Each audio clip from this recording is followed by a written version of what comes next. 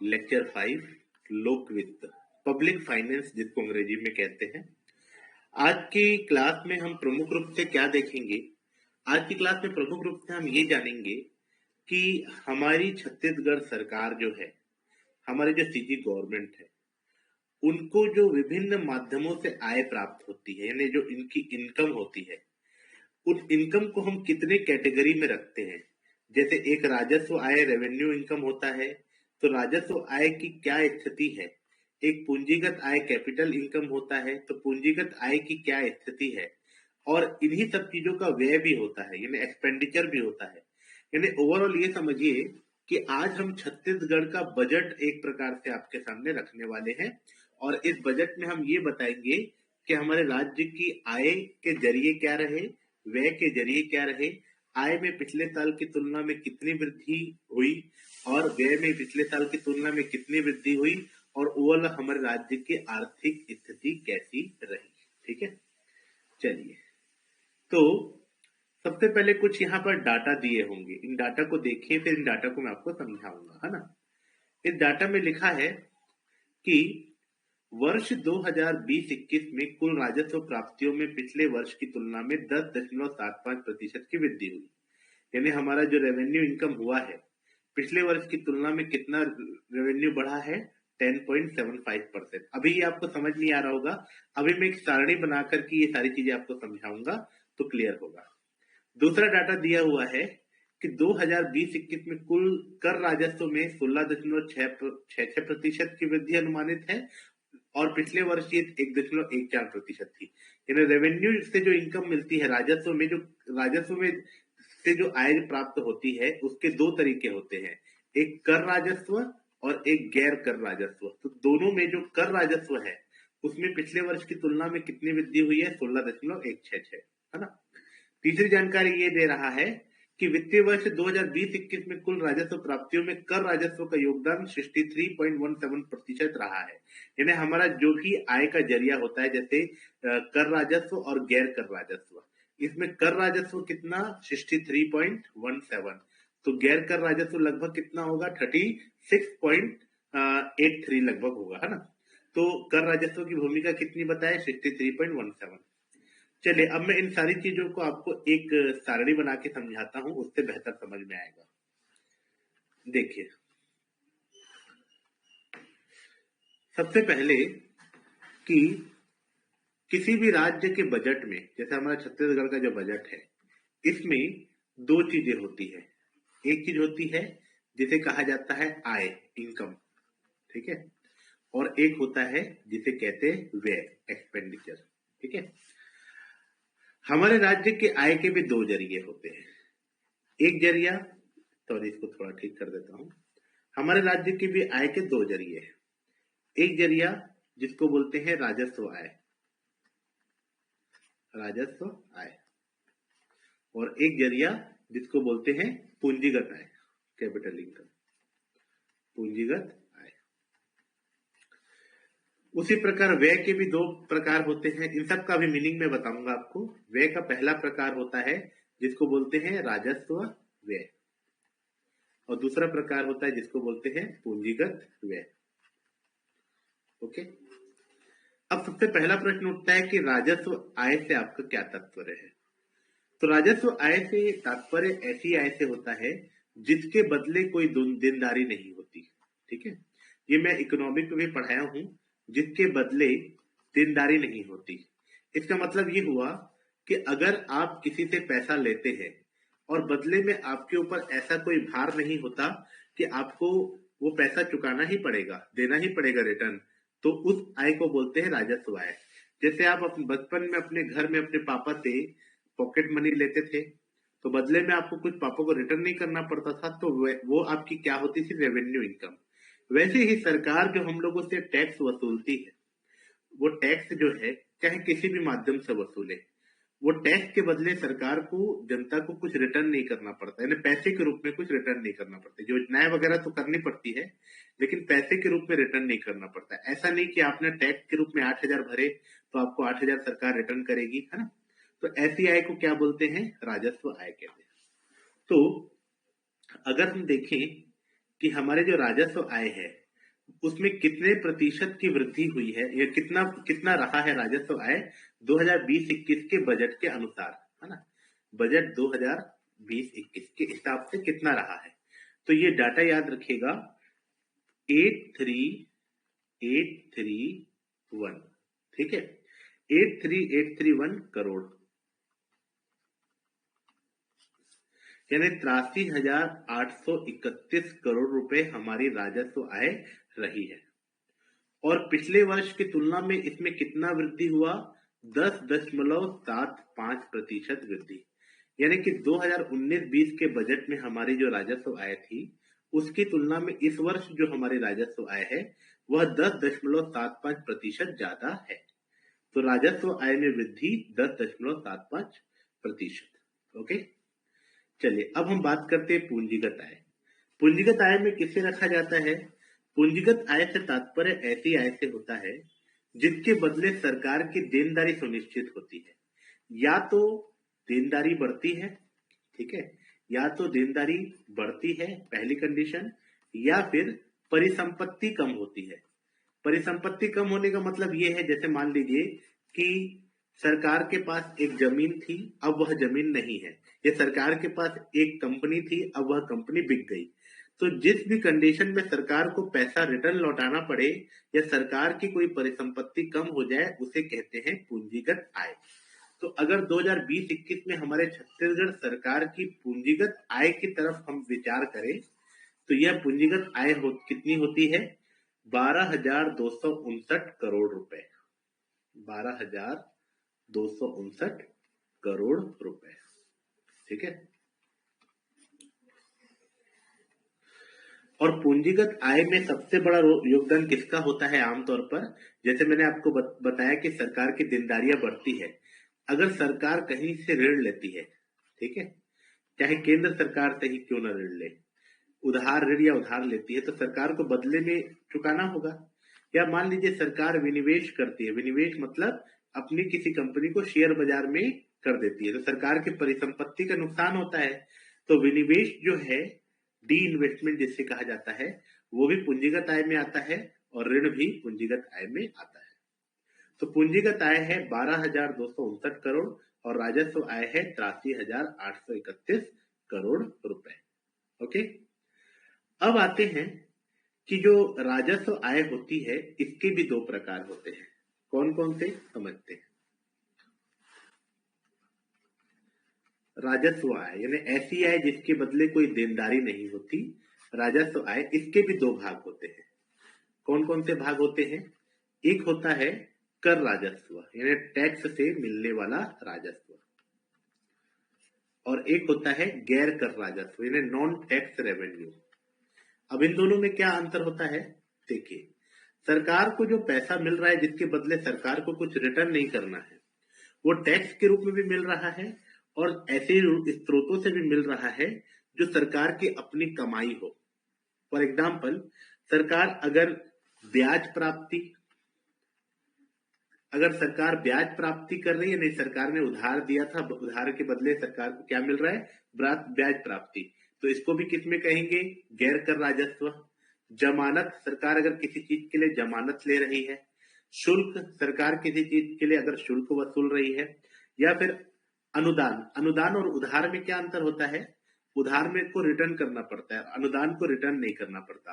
तो अनुदान लेती है, चाहे विदेश से अनुदान ले चाहे देश से अनुदान ले, यानी केंद्र सरकार, देश मतलब केंद्र सरकार से अनुदान ले, तो इन सबको गैर कर राजस्व में, यानी सरकार की जो ऐसी कमाई है जिसको हम सीधे टैक्स में शामिल नहीं कर सकते, चाहे वह इंटरेस्ट से कमाई हो, जमानत से कमाई हो, शुल्क से, अनुदान से, इन सबको किस में रखते हैं, गैर कर राजस्व में रखते हैं।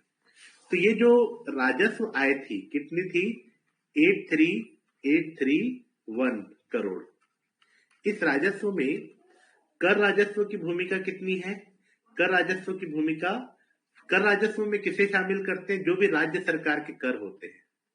राज्य सरकार के कर मतलब जैसे राज्य सरकार भू राजस्व लेती है, राज्य सरकार संपत्ति कर भी लेती है, राज्य सरकार मनोरंजन कर भी लेती है, विज्ञापन कर भी लेती है, शराब कर भी लेती है, राज्य सरकार पेट्रोल वगैरह का भी कर लेती है।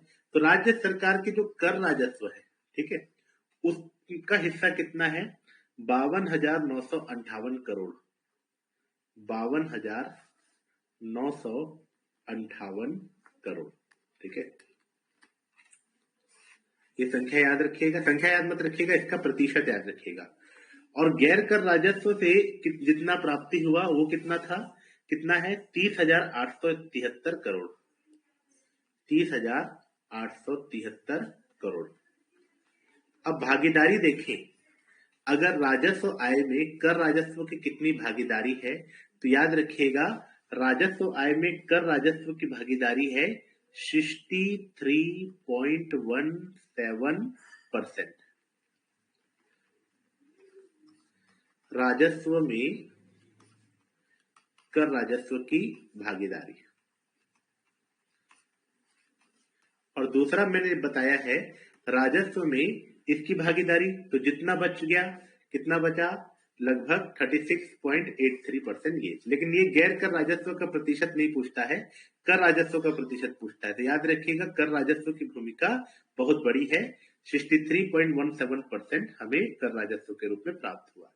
और इसमें वृद्धि की बात करें कि पिछले वर्ष की तुलना में इसमें कितनी वृद्धि देखी गई, तो याद रखिएगा इसमें वृद्धि के तौर पर हमें 16.66% वृद्धि देखने को मिली। तो ये वृद्धि भी याद रखिएगा, राजस्व में, कर राजस्व में पिछले वर्ष की तुलना में वृद्धि 16.66% हुई। अब आता है कि हमें कर राजस्व और जितने भी स्रोतों से मिलता है उनमें कौन कौन से स्रोत सबसे इंपॉर्टेंट है, उसको मैं आगे में एक स्लाइड में बताऊंगा। अभी फिलहाल मैं ये बताता हूं कि गैर कर राजस्व में ये जो जितने भी है ब्याज प्राप्ति, जमानत, शुल्क, अनुदान, इन सब में सबसे बड़ा योगदान किसका है ना? तो याद रखिएगा कि जो हमारा गैर कर होता है, गैर कर राजस्व, इसमें सबसे बड़ा भाग होता है केंद्रीय अनुदान। सर्वाधिक भागीदारी जो होती है, सर्वाधिक कंट्रीब्यूशन, वह केंद्र सरकार के द्वारा जो प्राप्त होता है। केंद्र सरकार द्वारा जितना भी हमें प्राप्त होता है पैसा, उसमें 70.15% भूमिका होती है। यानी गैर कर राजस्व में सर्वाधिक भागीदारी केंद्र सरकार के अनुदान की होती है, यानी केंद्र सरकार से जो पैसा मिला होता है अनुदान के रूप में। देखिए केंद्र सरकार से भी हमें पैसा दो रूपों में मिलता है। ठीक है, किसी भी राज्य को केंद्र सरकार से पैसा दो रूपों में मिलता है। केंद्र सरकार से एक पैसा टैक्स का डिस्ट्रीब्यूशन इस रूप में मिलता है, और दूसरा मिलता है अनुदान यानी ग्रांट के रूप में। जैसे मोदी सरकार है अभी, तो मोदी सरकार किसी भी राज्य को दो टाइप से पैसा देगी। एक जो पैसा केंद्र सरकार वसूलेगी उसका आधा हिस्सा दे देगी, या जो भी वित्त आयोग तय करेगा उसके हिसाब से पैसा दे देगी। जैसे कि जीएसटी का 42% लगभग राज्य सरकारों को दे देगी। और दूसरा अनुदान, यानी कि राज्य सरकार के मांगे जाने पर उसे कुछ ग्रांट देगी, कुछ उधार देगी।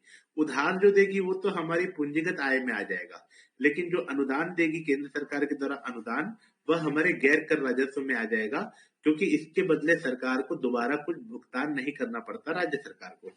तो इसकी भूमिका कितनी है? 70.15% है। ठीक है, चलिए अब आय में मैंने आपको बताया था कि हमारे छत्तीसगढ़ में राजस्व की आय जो होती है, ये तो गैर कर राजस्व था ना, जिसमें सबसे बड़ी भूमिका किसकी? केंद्र सरकार के अनुदान की, है ना। अब आते हैं कि जो राज्य सरकार को कर मिलता है, राज्य सरकार के खुद के कर, ठीक है, उसमें सबसे बड़ा आय कहां से मिलता है? ठीक है,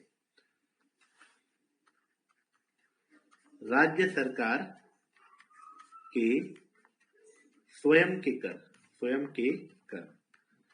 से आय। ठीक है, तो मैं एक ये बना देता हूं गोला। ठीक है, अब इसमें लगभग 39%, कितना? 39% ये स्टेट जीएसटी होती है। स्टेट जीएसटी यानी जो भी हम जीएसटी पे करते हैं उसमें राज्य का भी हिस्सा होता है, केंद्र का भी हिस्सा होता है। तो स्टेट जीएसटी कितना है? स्टेट जीएसटी है 39%, है ना। 6% है भू राजस्व, 6%। ये क्या है? भू राजस्व, लैंड रेवेन्यू। यानी राज्य सरकार को भू राजस्व के रूप में 6% मिलता है। 6% वाहन कर, 6% कितना? वाहन कर, यानी वाहनों पर जो कर लिया जाता है उसे, उसका 6% है। उसके बाद 9% होता है राज्य सरकार का 9%।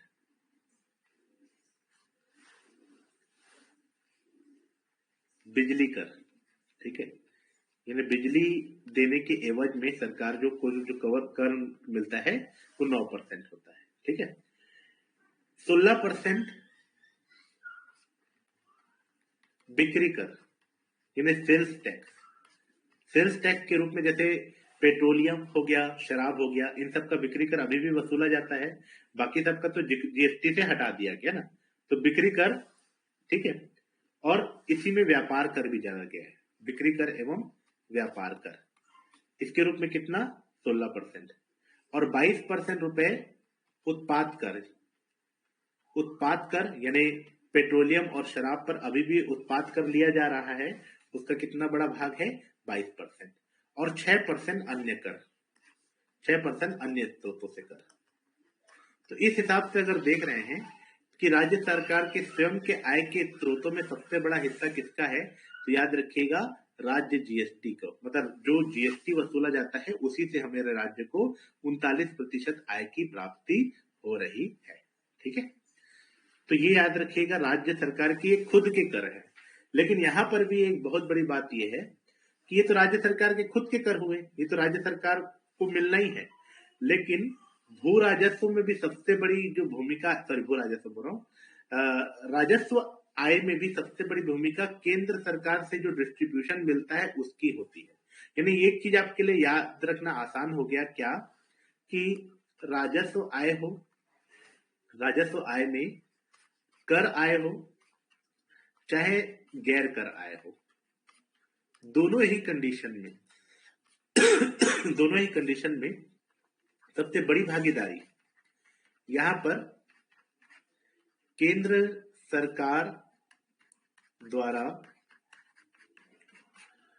विभाजित कर, यानी केंद्र सरकार के द्वारा जो कर मिलता है उसका बड़ा रोल है। और गैर कर आय में भी केंद्र सरकार का अनुदान, यानी राज्य की आय का एक बड़ा जरिया केंद्र सरकार के हिसाब से ही, के अनुरूप ही चलता है, ठीक है। चलिए अब हम व्यय की बात करते हैं। अभी तक मैं राजस्व आय की बात कर रहा था, अब हम व्यय की बात कर रहे हैं। यानी हमारे सरकार को, राज्य सरकार को जितना भी पैसा प्राप्त होता है उसका व्यय कहाँ कहाँ पर होता है। तो इसके भी दो जरिए, पहला जरिया है राजस्व व्यय, रेवेन्यू एक्सपेंडिचर, दूसरा है पूंजीगत व्यय, कैपिटल एक्सपेंडिचर। पहले दोनों का डिफरेंस समझ लीजिए। राजस्व व्यय का मतलब ऐसा व्यय जिसमें सरकार जब खर्च करती है तो सरकार को बदले में कोई नई परिसंपत्ति बनकर तैयार नहीं होती है, सरकार को बदले में कोई देनदारी नहीं मिलती, यानी कोई उस चीज को सरकार को वापस नहीं लौटाता। जैसे शासकीय योजनाओं पर जो खर्च होता है, चाहे सरकारी क्षेत्रों में जो पैसा खर्च होता है, वृद्धावस्था पेंशन योजना, सार्वजनिक योजनाएं, साक्षरता से जुड़ी योजनाएं, ऊर्जा और परिवहन से जुड़ी योजनाएं, है ना। तो ऐसी योजनाओं को रखा जाता है राजस्व व्यय के अंतर्गत। तो राजस्व व्यय कितना है? राजस्व व्यय है 81,399 करोड़, ठीक है। राजस्व व्यय 81,399 करोड़। और पूंजीगत व्यय क्या होता है? ऐसा व्यय जिसके बदले सरकार की परिसंपत्तियां कम हो जाती है, यानी उधार चुकाना, उधार चुकाओगे तो मतलब एक प्रकार से आपके पैसे कम हो जाएंगे, या फिर पैसे कम हो जाएंगे मतलब आपने कभी पैसा लिया था फिर आप उसको उधार चुका रहे हैं।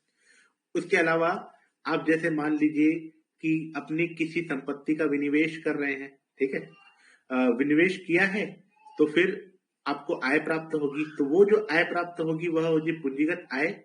और विनिवेश जो कर रहे हैं मतलब ऐसी चीजों पर जो खर्च कर रहे हैं, ऐसे किसी भी क्रियाकलाप पर जिसमें आपकी परिसंपत्तियां नष्ट हो रही हैं, तो उसको क्या होगा? कहेंगे पूंजीगत व्यय। या फिर सरल भाषा में अगर आप किसी को उधार देंगे, ऋण देंगे या किसी के साथ व्यापार करेंगे तो उसके लिए जो आप पैसा खर्च करेंगे वो पूंजीगत व्यय में आता है।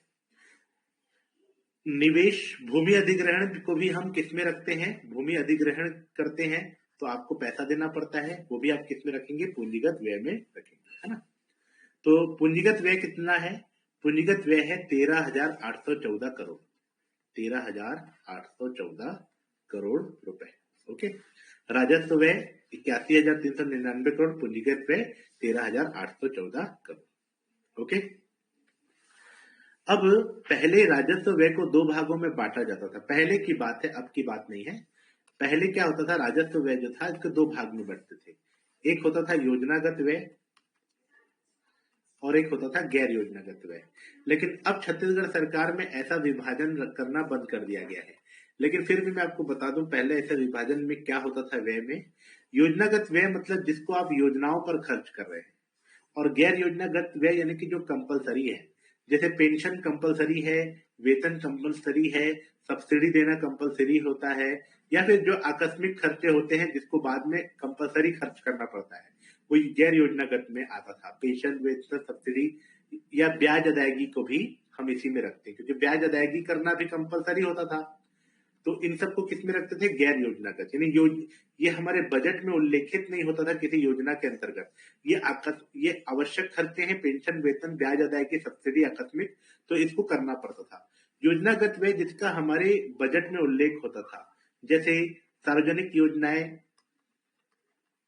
साक्षरता से जुड़ी योजना, गरीबी से जुड़ी योजना, परिवहन से जुड़ी योजना, जो भी, ठीक है। तो पहले ऐसा विभाजन था, अब ऐसा विभाजन नहीं है। क्लियर? चलिए अब हम कुछ और डाटा हमारे इकोनॉमिक सर्वे से देख करके समझते हैं। ये मेन चीज, इकोनॉमिक सर्वे का पूरा मेन चीज मैंने आपको पढ़ा दिया है। अब हमारे इकोनॉमिक सर्वे की जो पुस्तिका है उसमें क्या क्या और मिल रहा है, और जो जो चीजें मैं बताया हूं वह भी रिपीट होगा, तो उन सबको देख लीजिए। देखिए, ये पहला चीज रिपीट हुआ है कि 2020-21 में हमारी राजस्व प्राप्ति 83,831.30 करोड़ है, राजस्व व्यय 81,399.95 करोड़ है। इस प्रकार राजस्व आधिक्य, ये बहुत अच्छा डाटा मिल रहा है राजस्व आधिक्य। देखिए, मैंने आपको राजस्व आय भी बताया, ठीक है। राजस्व आय भी मैंने बताया, कितना बताया? 83,831, है ना। फिर मैंने आपको व्यय भी बताया, व्यय कितना बताया मैंने आपको? 81,399, है ना। अब देखिए, अगर आय से व्यय ज्यादा होता तो घाटा होता, लेकिन यहाँ क्या दिख रहा है? यहाँ आय ज्यादा है, व्यय कम है। तो अगर आय ज्यादा होती है और व्यय कम होता है तो आधिक्य होता है। आधिक्य कितना है? आधिक्य है 2,431 करोड़। तो अगर इस साल पूछा जाए कि हमारे राज्य के बजट में राजस्व आधिक्य कितना रहा, तो याद रखिएगा 2,431.35 करोड़ का राजस्व आधिक्य रहा। ठीक है, चलिए और देखते हैं डाटा।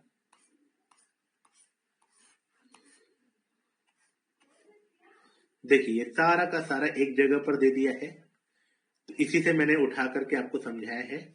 राजस्व प्राप्ति, राजस्व व्यय, राजस्व घाटा। ठीक है, यहाँ राजस्व घाटा लिखा है लेकिन यहाँ प्लस में है, तो इसका मतलब ये राजस्व घाटा ना होकर के क्या है? आधिक्य है। ठीक है, पूंजीगत प्राप्ति, पूंजीगत व्यय, ऋण एवं अग्रिम, कुल प्राप्तियां। कुल प्राप्तियां, अब ये भी एक नया टॉपिक, अच्छा टॉपिक है। कुल प्राप्ति क्या होती है? जैसे मैंने आपको अलग से राजस्व आय बताया, पूंजीगत आय बताया, लेकिन हमारी कुल आय के लिए हमारे राजस्व आय और पूंजीगत आय को जोड़ना पड़ेगा, है ना।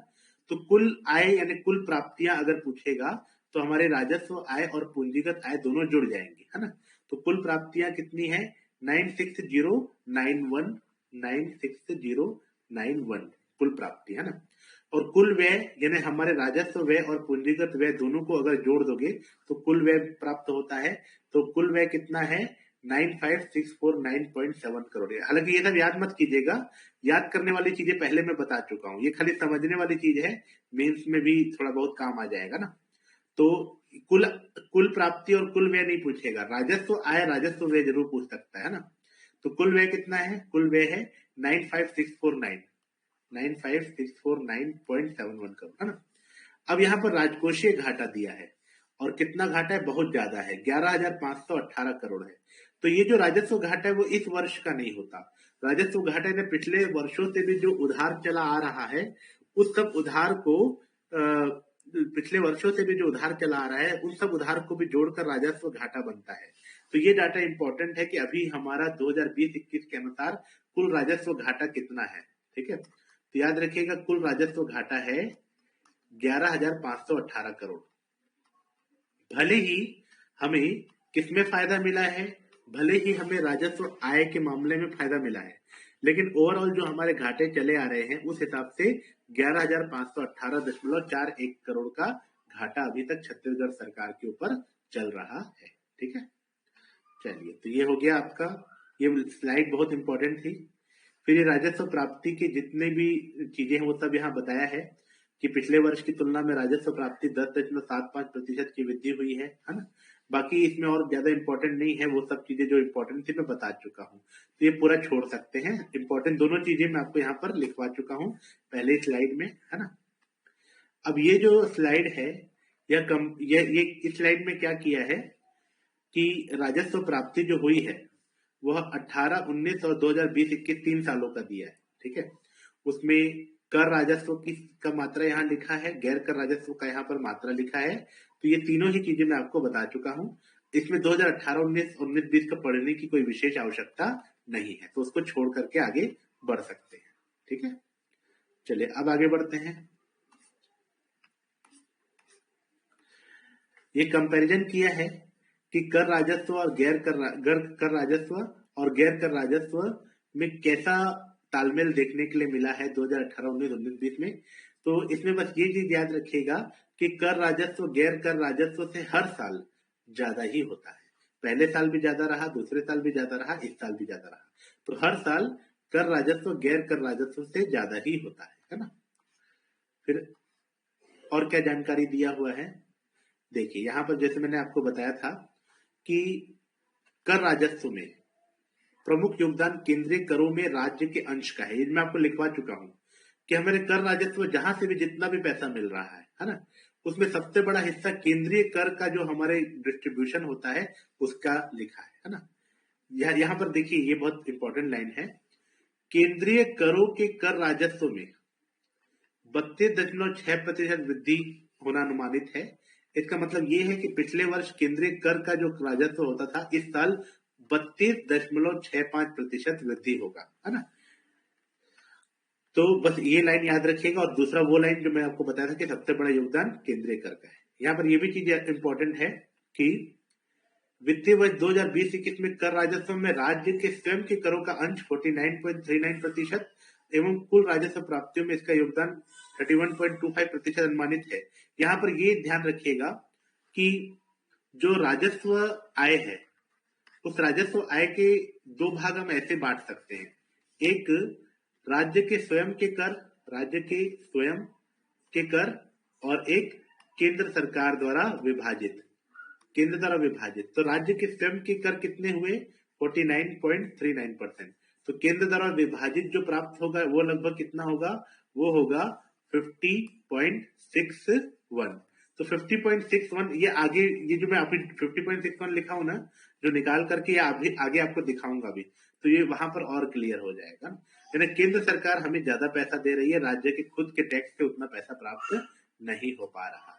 ठीक है, चलिए ये देखिए यहाँ पर मैंने जैसा कि बताया था लिखा हुआ है, ये 2020-21 राज्य के स्वयं का कर राजस्व 26,155 करोड़, केंद्रीय करों में राज्य का अंश 26,803 करोड़, योग 52,958 करोड़, कुल कर में स्वयं के कर राजस्व का प्रतिशत, यानी हमारे राज्य के स्वयं के कर का हिस्सा कितना है, 49.39%। कुल कर में केंद्रीय करों का प्रतिशत 50.61 है। ठीक है, और वृद्धि पिछले वर्ष की तुलना में, ये भी इंपॉर्टेंट है, पिछले वर्ष की तुलना में हमारे राज्य के खुद के करों में 3.83% की वृद्धि हुई, और इस साल केंद्र सरकार के द्वारा जो पैसा प्राप्त हुआ उसमें कितनी वृद्धि हुई, 32.65%।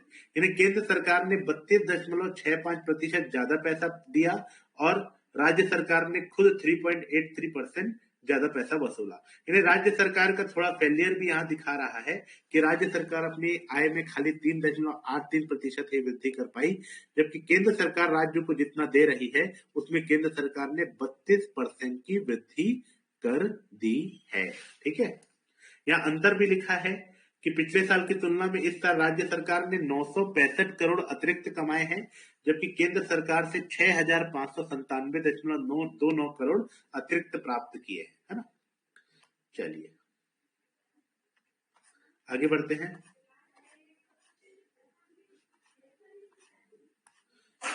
गैर कर राजस्व के इधर दिया हुआ है कि जो गैर कर राजस्व है उसमें किसका किसका कितना कितना भूमिका है ना।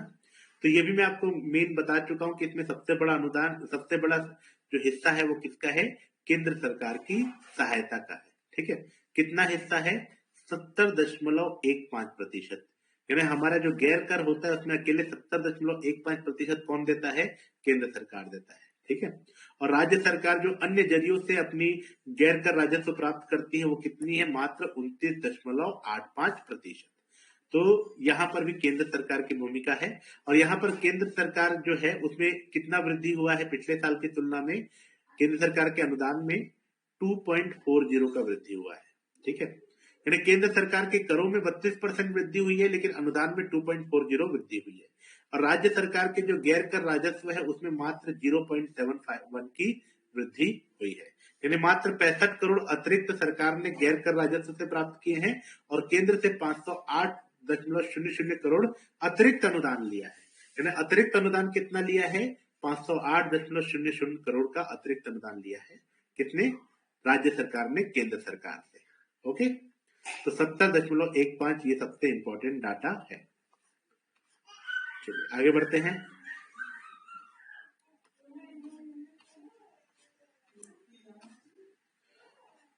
बस बाकी सारी चीजें मैं समझा चुका हूं और ये बहुत ज्यादा डिटेल की चीजों को पढ़ने से फायदा भी नहीं है। उन सबको मैंने छाट छाट करके आपको पहले ही बता दिया है ना। ये सारी चीजों को मैं आपको पहले ही बता दिया हूं जो यहाँ पर अलग से लिखी हुई है ना। तो ये चैप्टर खत्म होता है। ये जो लास्ट वाला जो भाग होता है इसको मत पढ़िएगा, क्योंकि इस भाग में आप बहुत कंफ्यूज हो जाएंगे। इस पूरे भाग का शॉर्ट निरूपण मैं पहले ही कर चुका हूं, तो इसको पढ़ करके आप समय मत गवाइएगा। इसमें ज्यादा से ज्यादा बस 2-3 चीजें याद रखिएगा। क्या, पहला ये याद रखिएगा कि हमारा राजकोषीय घाटा कितना रहा, 11,518 करोड़। प्राथमिक घाटा कितना रहा, 5,677 करोड़। प्राथमिक घाटा बताया था, राजकोषीय घाटा से ब्याज अनुदान अगर ब्याज अदायगी अगर घटा दिया जाए तो क्या प्राप्त होता है, प्राथमिक घाटा। ये इकोनॉमिक में पढ़ाया हूं और इसको इकोनॉमिक में जाके देखिएगा। राजस्व घाटा कितना रहा, राजस्व अधिक कितना रहा, 2,431.35। राजस्व अधिक के 2,431, राजकोषीय घाटा 11,518, प्राथमिक घाटा 5,677। बाकी इसमें कुछ और पढ़ने लायक नहीं है, तो इस पर और मेहनत मत कीजिएगा। ठीक है,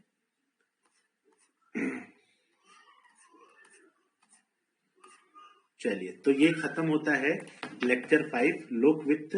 ये आपके मेंस में भी बहुत इंपॉर्टेंट है, मेंस में भी बहुत अच्छे से काम आएगा, तो अच्छे से पढ़िएगा।